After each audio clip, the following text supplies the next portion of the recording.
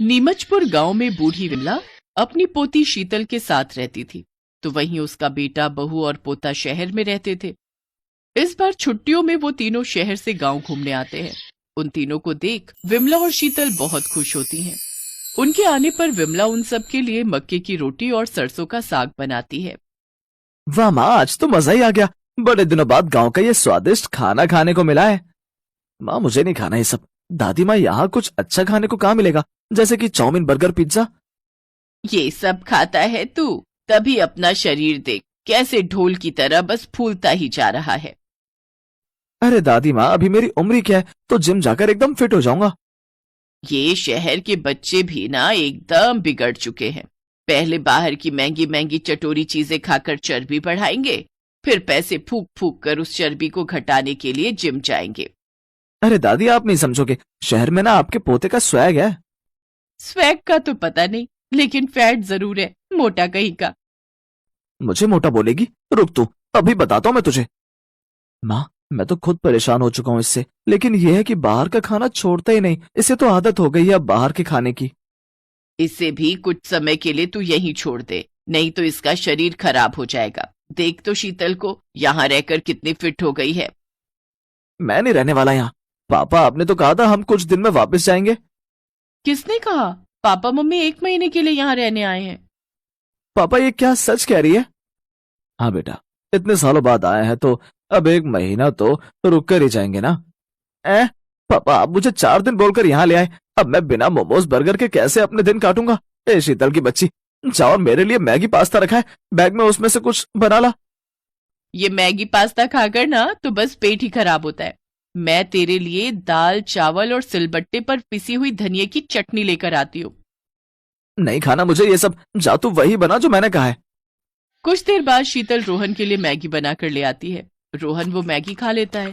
फिर शीतल भैंस का दूध निकालने के लिए चली जाती है। तभी रोहन भी वहां आ जाता है। अरे भैंस में से दूध तो कोई भी निकाल सकता है, मैं तो चुटकी में निकाल दूंगा। ओ मोटे, तुझे आता भी है दूध निकालना? तू तो बस फास्ट फूड खा खा कर ढोल बन गया है। शहर का चटोरा खाना खा खा कर तेरा शरीर खोखला हो गया है। रहने दे, कहीं तेरे हाथों की उंगलियां ही न चटक जाए। तू बाल्टी मेरे पास दे, मैं दूध निकाल कर दिखाता हूँ कैसे निकलता है। रोहन बाल्टी लेकर भैंस के पास बैठता है और दूध निकालने के लिए उसके थन पर हाथ लगाता है। तभी भैंस उसे जोर से लात मारती है और वो दूर जाकर गिरता है। ये देख सभी जोर जोर से हंसने लगते हैं। फिर शाम को शीतल खाने में भिंडी की सब्जी और रोटी बनाती है। माँ, ये फिर क्या बना दिया आपने? आपसे कितनी बार कहा माँ, मैं ये भिंडी की सब्जी नहीं खाऊंगा। सुबह भी आपने पता नहीं क्या वो भरता सा बना दिया था। बड़े नखरेबाज है तू। देख, तेरी बहन तो बड़े स्वाद से भिंडी खा रही है। अरे ये तो है ही घास फूस खाने वाली, इसे तो तुम कचरा भी दे दो, ये वो भी खा जाए, लेकिन मैं नहीं खा सकता। शर्म नहीं आती अपनी बड़ी बहन को ऐसा बोलकर? जो है यही है। तू गांव में आया है, अब तुझे यहीं का खाना खाना पड़ेगा। चल अब चुप कर, खाना खा। रोहन बड़ी मुश्किल से जैसे तैसे एक रोटी भिंडी के साथ खाता है और सो जाता है। अगली सुबह जब वो जागता है तो देखता है कि शीतल सुबह सुबह रात की बची बासी रोटी खा रही है। मम्मी से देखो, ये बिना हाथ मुंह धोए सुबह सुबह रात की बची हुई रोटी तो खा रही है। कितनी भुक्कड़ है यार तू। चुप कर, कम से कम अन्न तो खा रही है। तेरी तरह चिप्स का पैकेट हाथ में लेकर तो नहीं घूम रही। रोहन शुरू से ही शहर में पला बढ़ा था, जबकि शीतल 6 साल की उम्र से ही अपनी दादी के साथ गांव में रह रही थी। गांव में रहने की वजह से शीतल को जो भी दे दो वो सब खा लेती, सभी सब्जियां अपने खेत में बोती। जबकि रोहन शुरू से ही शहर में रहता था और उसे बचपन से ही बाहर की चीजों का स्वाद लग गया, जिससे उसका वजन भी काफी बढ़ता जा रहा था।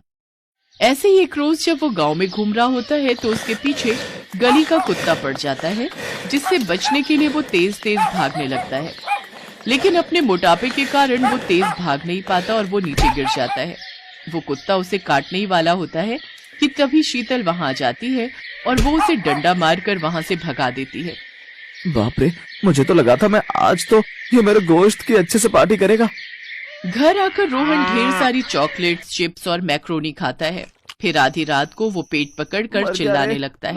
मर गया रे माँ, दादी आए, मर गया रे, मर गया, पेट में बहुत दर्द हो रहा है। चटर पटर खाकर ना तेरे पेट में गैस बन गई होगी। चिल्ला तो ऐसे रहा है जैसे बच्चा जन रहा हो। सच में पापा, बहुत तेज दर्द है, मुझे आप डॉक्टर के पास ले चलो। उमेश उसे जल्दी से अस्पताल ले जाता है, जहां डॉक्टर उनसे कहते हैं, देखिए इनके पेट में फूड पॉइजनिंग हो गई है, जिसकी वजह से उसके पेट में दर्द हो रहा है।